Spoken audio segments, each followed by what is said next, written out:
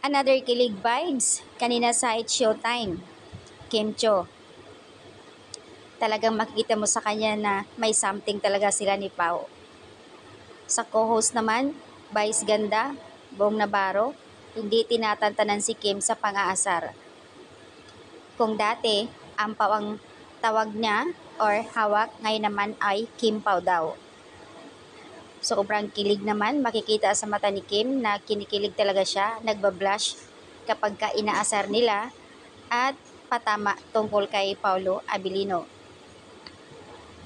Na habang ito ay magsalita na sinasabi niya nagsimula ang kanilang relasyon sa chat, yun po sa especially for you.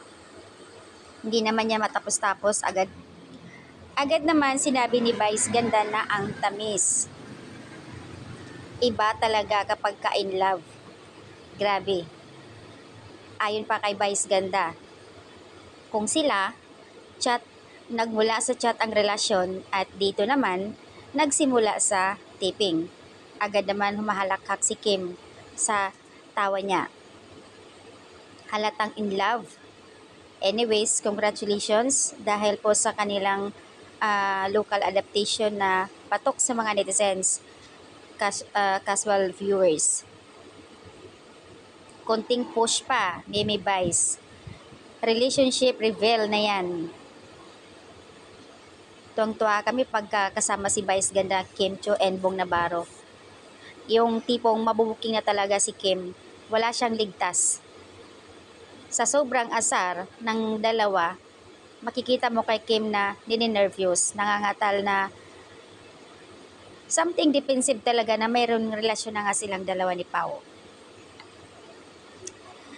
Kinilig naman ang karamihan dahil dito sa relationship rebels. Pero dito talaga tayo sa sinasabi ni Vice Ganda na paulit-ulit. Nagsimula ang relasyon sa taping. Alams na. Ayan mga Kim Pao fans. Hindi lang si Bong and Vice kinilig, pati yung mga viewers kinilig sa kanila. Yung reaction lang talaga ni Kim, doon mo makikita na halatang in love na nga silang dalawa ni Pao. Kunting push pa abangers ang mga netizens. Kailan kaya nila i-reveal yan in public? Sa ngayon, tahimik muna. Syempre, bago pa lang at hindi pwedeng i-voice out sa publiko. Magagalit ang management. Pero alam na ng lahat.